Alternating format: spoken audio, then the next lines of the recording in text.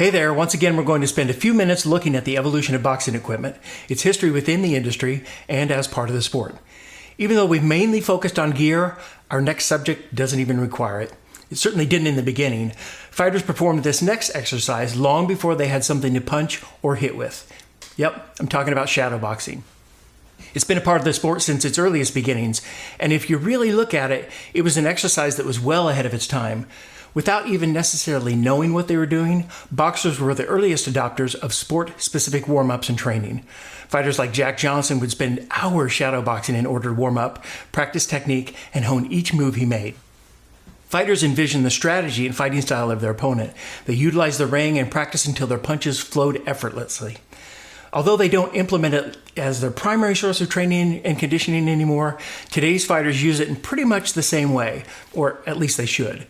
It wasn't until recent years that other sports adopted a similar approach to warming up, focusing on movements that actually apply and directly correlate to their sport. Rather than static stretching, it's better to warm up using similar movements and mechanics. If you're preparing to box, throwing punches and moving around the ring at a lesser pace is much more beneficial. It better prepares you for real action rather than traditional stretching or general warm-ups do. Dynamic exercises that maximize active ranges of motion are much more effective. When performed at different speeds and building in intensity, they best prepare the body for the demands of sport-specific training and competition. Today we have numerous training devices to help heighten and enhance the benefits of basic shadowboxing. Elastic shadowboxing bands, like this one, provides additional resistance and increases the difficulty level of shadowboxing. The resistance also adds strength and conditioning aspects to this exercise. Another fantastic addition are what we call power balls.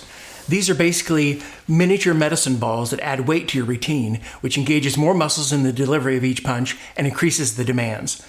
There are also numerous hand weights and resistance bands and grip devices that you can use to next level your shadowboxing routine. One aspect of progress is simply taking something that's been proven to work and building on it, making it better.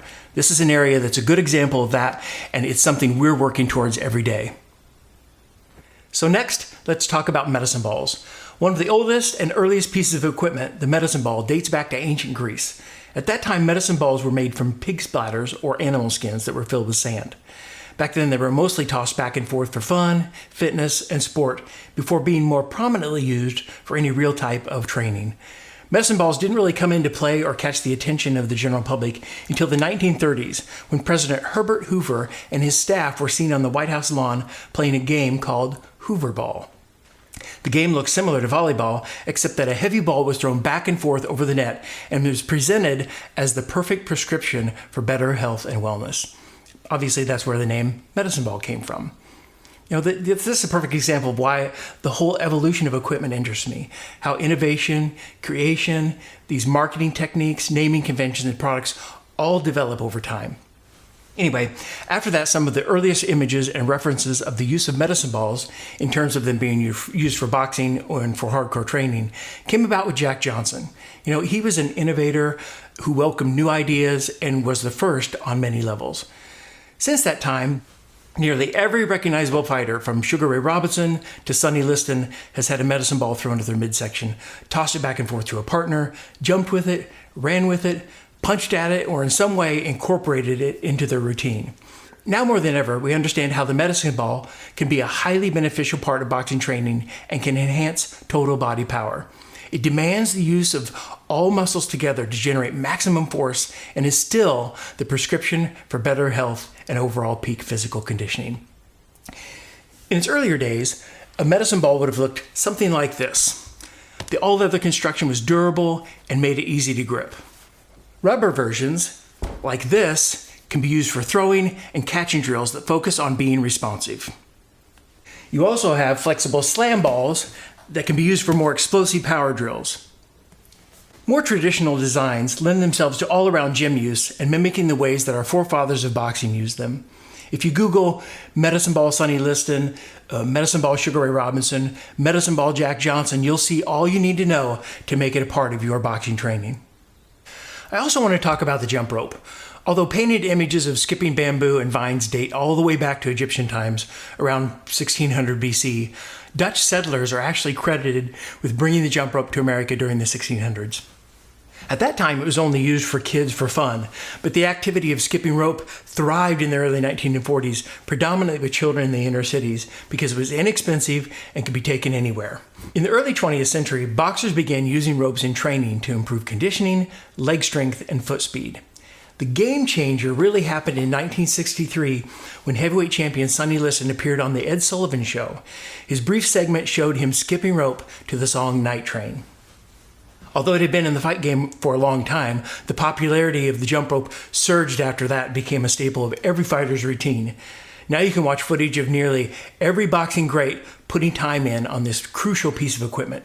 Sugar Ray Robinson, Ali, Tyson, Ray Leonard, Duran, Mayweather, every fighter who takes his craft serious can put on a clinic with one of these. Originally, jump ropes were primarily constructed of leather, but now use a variety of dense rubber materials and plastics. Styles range from leather to rubber to traditional plastic beads. Many feature ball bearings in the handles that increases the rope speed and decreases wear and tear at the point of rotation. Using it to get in peak physical condition to gain foot speed and muscular endurance in the legs makes it the perfect addition to the sport of boxing. You only have to look at some of the boxing greats to recognize who changed skipping rope from a pastime to a pursuit. You know, when you really look at it and study sports history, boxing is progressive and ahead of its time in many areas, from dynamic warm-ups to strengthening tools to gaining speed. And there we have it with another look back into the history of boxing equipment. Thanks for tuning in and taking part in keeping our boxing past alive for the next generation. Thank you for watching this episode of Title Unboxed. If you're anything like me, you can never get too much boxing. So if you'd like to watch more episodes, you can find us on Spotify, Apple Podcasts, and our Title Boxing YouTube page.